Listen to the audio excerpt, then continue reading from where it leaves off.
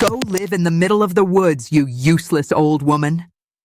Emily's voice, my only daughter, cut through the cold autumn air of Connecticut, piercing my soul like 1,000 needles.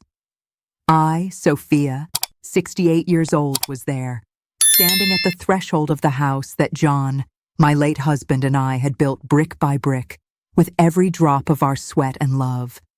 John had passed away only 3 months ago, taking with him 45 years of a marriage I believed to be the rock of my existence. The pain of his absence was still an open wound, but the cruelty that followed turned my mourning into a personal hell. John's will, read with a bureaucratic coldness that contrasted with the warmth of his heart, designated to Emily, our 42-year-old daughter, the main house in the suburbs of Greenwich, and the entirety of the $5 million in investments. For me, his widow, the woman who stood by his side for nearly half a century, there remained only a secluded cabin in the dense forests of Vermont, John's old refuge for his fishing trips, now my fate. Emily, with a glint of triumph in her eyes and a smile that did not reach her soul, wasted no time in expelling me. Mother, the will is clear. This house is mine now, and you have the cabin. There is no room for you here. Your things are already packed and in the moving truck. She looked at me with a contempt I never imagined I would see in the eyes of my own flesh and blood, the girl I nursed, whom I taught to walk, to read, to dream. I tried to argue, tried to appeal to John's memory, to the countless sacrifices we had made for her, to the sleepless nights tending her fevers, to every dollar saved for her education at the prestigious Yale University. But it was useless. With each word, she became colder, more distant, as if I were an unwanted stranger. You were always a burden, Mother. Now that Daddy is gone, I no longer need to pretend I care about your complaints. The pain was physical, a knot in my throat that kept me from breathing, a weight in my chest that threatened to crush me. I had dedicated my life to them, to John and to Emily. I gave up my own dreams of being an artist, of traveling the world, to build a home, a family, a legacy. And now, I was discarded like a worthless object, a dusty relic of a past Emily seemed eager to erase. If you have ever felt the pain of betrayal coming from the one you loved the most, or if injustice revolts you and drives you to seek a turning point, please subscribe to the channel and leave your like. Your empathy means a lot to me, Sophia, who now finds herself alone and helpless, with an uncertain future ahead. That day, as I watched Emily's car drive away, taking with it my hopes and the dignity I thought I still possessed, I knew my life would never be the same. But what I did not know was that in the depths of that old cabin, a secret was waiting to be revealed, a secret that would change everything and bring a justice neither Emily nor I could foresee. The trip from Connecticut to the forests of Vermont was a blur of tears and silence, each mile traveled deepening the abyss between my past and my present. The moving truck, paid for by Emily with what was left of my own dignity, carried my few boxes to a destination I could hardly conceive. I, Sophia, sitting in the passenger seat, with the autumn landscape painting the windows, tried in vain to understand how 45 years of unconditional love, dedication, and shared dreams could be erased in an instant by a piece of paper and the greed of a daughter. John and I met at Boston University, he, a young idealist with a promising future in engineering, and I, an aspiring artist with a heart full of dreams. Our plans were grand, but life took us down simpler paths, yet equally rich in affection. He became a respected civil engineer in Hartford, and I, the administrator of our home, the devoted mother who turned every corner of our house into a refuge of care. Emily was the center of our universe, the star that guided our lives. Every step of hers, from her first babbles to her graduation at the prestigious Yale University, was celebrated with fervor and pride. We sacrificed ourselves so she would have the best, so she would never lack anything, so her dreams would be bigger than ours. I, Sophia, was always the silent strength behind John, the organizing mind who managed the finances, the hand that kept the house immaculate, the constant presence that ensured everything worked perfectly. John always called me his rock, his safe harbor, and Emily, my princess, to whom I taught to cook family recipes, to sew small patches, and above all, to have empathy and kindness. I believed I was shaping a strong, independent woman with a generous heart. But greed, or perhaps the influence of her new and wealthy social circle in Greenwich, had turned her into someone I barely recognized. The cabin in Vermont, my new home, was rustic, to say the least. No electricity, no running water, just 4 wooden walls and a roof that seemed about to collapse under the weight of the next winter. The smell of mold, damp earth, and dry leaves filled the air, a brutal contrast to the comfort and cleanliness I had maintained all my life. The first night was the hardest. The biting cold of the mountain, the absolute silence of the forest that seemed to swallow any sound, the impenetrable darkness that stretched beyond the dusty windows. I curled up under a thin blanket, feeling the weight of loneliness and injustice pressing down on me. But as tears rolled down my wrinkled face, a stubborn flame began to burn inside me. I was not useless. I was not a burden. I was Sophia, John's rock, the mother who raised Emily, the woman who had overcome so many challenges in life. I would survive. I would rise again. And somehow I would find a purpose for this new and unexpected phase of my life. The cabin, as precarious as it was mine. And there, in that isolation, I would begin to rewrite my story, not as a victim, but as the protagonist of a new journey. The first days in the Vermont cabin were a brutal test of my endurance, a reality shock that forced me to confront the fragility of my existence. The cold was relentless, seeping through the wooden cracks and settling into my bones. The lack of electricity meant long, dark nights, lit only by the faint glow of a kerosene lantern that John, with his habitual foresight, had left behind. Water, a resource so trivial in my previous life, had to be fetched from a well a few meters away, an effort my 68 years felt with every heavy bucket. My hands, once accustomed to caring for a spotless home, were now cracked, dirty with earth, and marked by hard labor. Food was scarce, based on canned goods and some vegetables I had managed to bring. A monotonous diet that contrasted with the elaborate dinners I used to prepare for John and Emily. Emily did not call. Not a text message, not an email. Her silence was louder than the wind howling outside, louder than the rustle of dry leaves. I wondered if she even thought of me, if her conscience tormented her for a second. But the answer, I knew, was no. She was living her new life of luxury in the house that had been mine, enjoying the millions John had left, while I struggled to light a fire and keep myself warm. With each passing day, anger and hurt mingled with a growing and unshakable determination. I would not die there, alone and forgotten. I would not give Emily the satisfaction of seeing me defeated, of becoming the useless old woman she had called me. I began to explore the cabin more carefully, not as a burden, but as a challenge. It was small, but it had a fireplace that, with much effort and some failed attempts, I managed to get working, bringing a comforting warmth to the place. There was a small pantry, empty, and an attic that seemed untouched for years, covered by a thick layer of dust and cobwebs. The forest around was dense and, at first glance, frightening, but I remembered John talking about the trails he took, about the plants and herbs he knew, about the small streams that wound between the trees.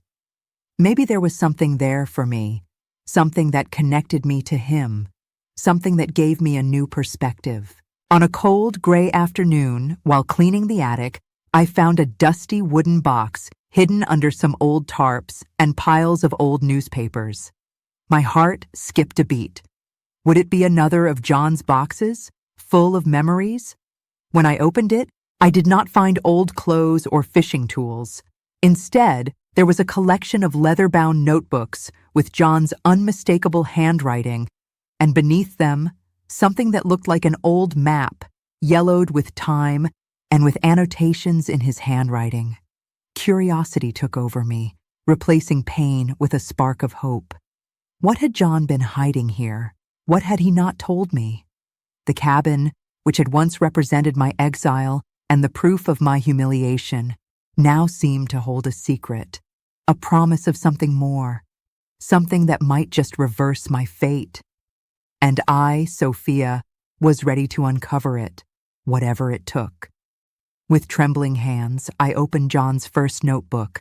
They were not ordinary diaries, but rather a series of meticulous notes, technical drawings, and philosophical reflections, all interspersed with what seemed to be codes and references to specific places in the forests of Vermont. I, Sophia, had always known that John was a man of depth, but what I was reading revealed a side of him I had never imagined. He did not come to this cabin only to fish. He came to think, to create, to dream of something far greater than either Emily or I could have conceived. The notebooks dated back 20 years, beginning shortly after Emily graduated from college and started down her own path, gradually distancing herself from us. John, I realized, had found solace and purpose in this refuge, far from the pressures of city life and the expectations we had for our daughter. He wrote about nature, about the simplicity of life, about the pursuit of a legacy that went beyond money. There were sketches of structures, complex calculations, and references to minerals and geological formations. The map, which had been folded beneath the notebooks, was a treasure in itself. It was not a tourist map, but a detailed topographic chart of the region, with red and blue markings, coordinates, and symbols I could not decipher. John had spent years here, exploring, documenting, planning. The cabin, which Emily had dismissed as useless and old, was in fact the center of a secret project of John's. With each page turned, with each line read, the image of John, my husband, became more complex and fascinating. He was not only the civil engineer I knew, but a visionary, an explorer, a man with a hidden purpose. The pain of Emily's betrayal was still there, a distant echo, but curiosity and admiration for John began to fill the void. I felt connected to him in a new way, as if we were embarking on an adventure together, even though he was no longer physically by my side. The nights in the cabin, once lonely and frightening, were now filled with the light of the lantern and the rustling of pages, as I tried to unravel the mysteries John had left behind. I had no idea what he had been searching for or building, but the intensity of his notes, the passion in his words, told me it was something of immense value. And I, Sophia, the useless old woman Emily had exiled, felt more alive than ever, with a new purpose driving me each morning. Days turned into weeks, and I, Sophia, became a detective, immersed in John's notebooks and the aged map. The cabin, once a symbol of abandonment, was now my headquarters, a sanctuary of discoveries. I spent the mornings studying John's notes, trying to decipher his codes and understand the logic behind his drawings. He had created a system of symbols that I gradually began to unravel, realizing that each mark on the map corresponded to a specific entry in the notebooks, describing rock formations, soil types, and even the local flora. John was not merely recording, he was cataloging, analyzing, searching for something with a passion that reminded me of the idealistic young man I had once met. The afternoons were dedicated to exploration. With the map in hand and a compass I found in one of the cabin's drawers, I ventured along the trails John had marked. The fresh air of Vermont, the scent of pine and earth, the sound of birds and the murmur of streams became my new symphony. I, who had always lived in urban and suburban settings, found myself embracing nature with a surprising intensity. Each step was a small victory, each clue discovered, a link to John. He had described a hidden cave behind a waterfall, a rocky outcrop with a peculiar formation, a secret valley where the sunlight struck in a unique way. And I, with the determination of a woman who had nothing left to lose, was determined to find each of these places. Emily, meanwhile, was a distant memory. The news that reached me, through a kind neighbor who occasionally stopped by the cabin to drop off supplies, was of a life of ostentation and excess, lavish parties, expensive trips, extravagant shopping. She was spending John's millions at an alarming speed, with no concern for the future or for the legacy he had built. The irony was cruel. While she squandered the fortune, I was here, in the depths of the forest, unraveling a secret John had kept, a secret that could change everything. I felt that John had left these clues for me, not for Emily. He knew that I, his rock, would be the only one with the patience and persistence to uncover his last great project. After weeks of relentless searching, following John's clues with the precision of a treasure hunter, I finally reached the place he had marked with a red X on the map and described in his last notebook with restrained emotion. It was a small valley, hidden between two steep hills, where a stream meandered, and the sunlight, even late in the afternoon, cast a golden glow on a peculiar rock formation. I, Sophia, with my heart pounding in my chest, approached the rock, which looked like a natural sculpture, with veins of quartz shining under the light. John's notes spoke of the singing stone and the heart of the mountain. With calloused hands, I began to examine the rock, searching for any sign, any indication John might have left. And then, my fingers found a small indentation, almost imperceptible, covered with moss and soil. With some effort, I managed to remove the moss, revealing a small metal lever, rusty but still functional. I hesitated for a moment, fear and excitement mixing in my chest. What had John hidden here? Was it a trap? A vault? A final message? I took a deep breath, recalling John's determination and my own resilience. I pulled the lever with all the strength I had. With a metallic creak that echoed through the valley, part of the rock shifted, revealing a small dark opening. Sunlight streamed into the crack, illuminating a small compartment. Inside, there was no gold or jewels, but a sealed metal box and a large envelope, also sealed, with my name written in John's unmistakable handwriting. For my beloved Sophia. Tears streamed down my face, not of sadness, but of profound emotion. John had thought of me, had left me something, a final gift, a final secret. I opened the envelope with trembling hands. Inside, there was a letter, longer than the notes in the notebooks, and a legal document. The letter began, "My dear Sophia, if you are reading this, it means you have solved my last great mystery. I knew you could do it." The metal box, heavy and cold to the touch, seemed to vibrate with the promise of something grand. The legal document, with seals and signatures, looked official and important. I could hardly wait to read John's letter, to understand what he had hidden here in the depths of the Vermont forest. But one thing was clear. What I had found was not an old cabin, but the key to a future I had never imagined. A future that Emily, in her blind greed, could never have foreseen. The useless old woman had found a treasure, and this treasure was about to turn the tables in a spectacular way. With my heart pounding, I unfolded John's letter. His familiar handwriting, a mix of an engineer's precision and a poet's passion, filled my eyes. "My dear Sophia," it began, "if you are reading this, it means you have unraveled my last great mystery. I knew you would succeed, my rock. Emily, in her rush for material goods, would never have had the patience or the sharpness to find what truly matters." The letter explained that, in recent years, John had grown disillusioned with Emily's increasing greed and her indifference toward the values that he and I cherished so deeply. He had realized that the fortune he had accumulated was becoming a curse, not a blessing in our daughter's hands. "Sophia, my life, I did not want you to suffer, but I needed Emily to learn a lesson about the true value of things, about character and loyalty.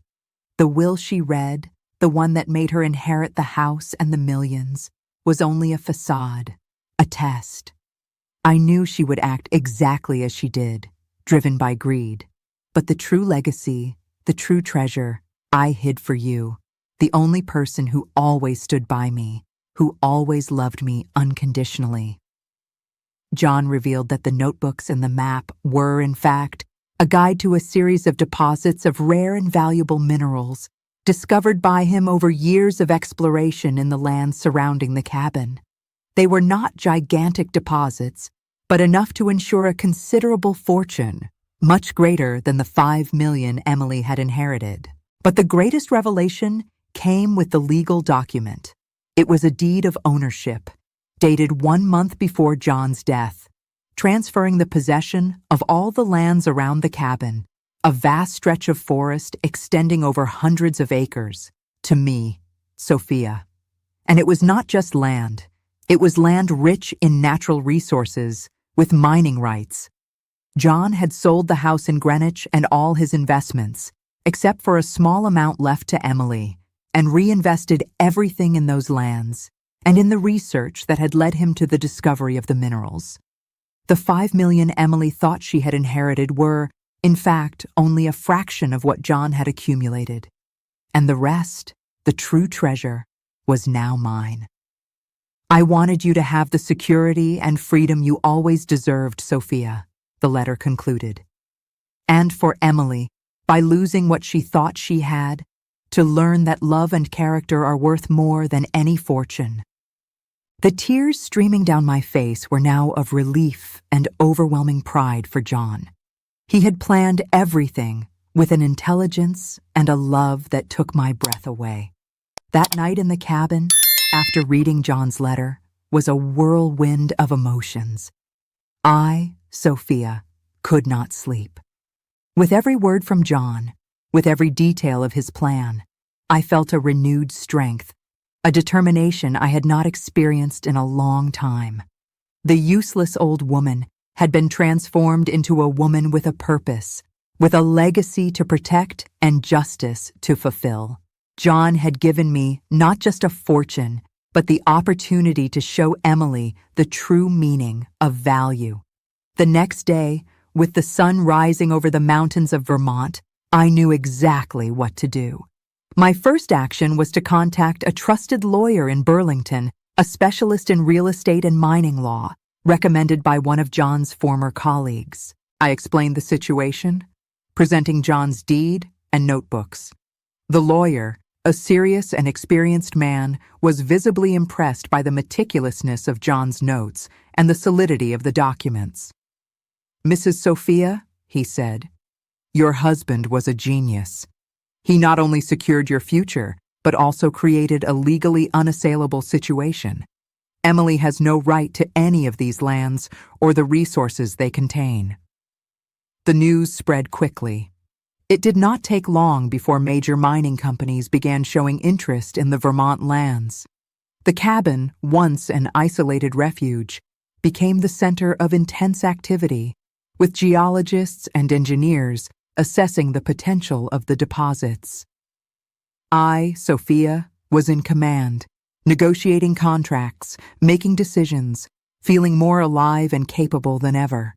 Meanwhile, Emily's life was falling apart. The $5 million she had inherited were spent in less than 6 months in a spiral of luxury and extravagance. The house in Greenwich, which she had coveted so much, was mortgaged to the brim. Her friends disappeared as quickly as the money. She tried to call me, desperate, but I did not answer. It was not out of cruelty, but because I knew she needed to feel the weight of her choices, the consequence of her greed. John's lesson was unfolding exactly as he had predicted. The post-conflict complication, Emily's financial ruin, was the resolution John had planned for her, and I, Sophia, was there, witnessing poetic justice manifest, not with anger, but with the serenity of someone who understands that life sometimes needs a push to teach us the hardest truths. The news of my new fortune and of John's lands inevitably reached Emily's ears. She called me, her voice broken with despair and anger. "Mother, how could you do this? You hid everything from me. Those lands are mine by right." I, Sophia, listened in silence, feeling a twinge of sadness, but also the firmness of someone who knows they are doing the right thing. "Emily," I replied calmly, "your father left a will. You read it. You made your choices. Now you must live with the consequences." She tried to sue me, alleging fraud and manipulation, but John's lawyer had protected everything. The documents were clear, the property transfer legal. Emily did not have a single right. John's justice, which he had planned with so much care and intelligence, was manifesting relentlessly. Emily lost the house in Greenwich. Her assets were auctioned off, and she found herself penniless, friendless, without the luxury she had valued so highly. The princess I had raised was broken, not because of me, but because of her own choices. I, Sophia, on the other hand, was thriving. The mineral deposits proved even richer than John had predicted. I became a respected businesswoman, investing in sustainability projects and conservation of Vermont's forests, honoring John's legacy in a way he would certainly have approved of. The cabin, once a symbol of exile, was renovated and became my home, a place of peace and purpose. One day, Emily appeared at the cabin unrecognizable, thin, wearing simple clothes, her eyes brimming with tears. "Mother," she said, her voice barely a whisper, "I was wrong. I was blinded by greed. I humiliated you. I despised you. I lost everything." I looked at her, the woman who once was my daughter, and I saw not anger, but genuine pain and regret.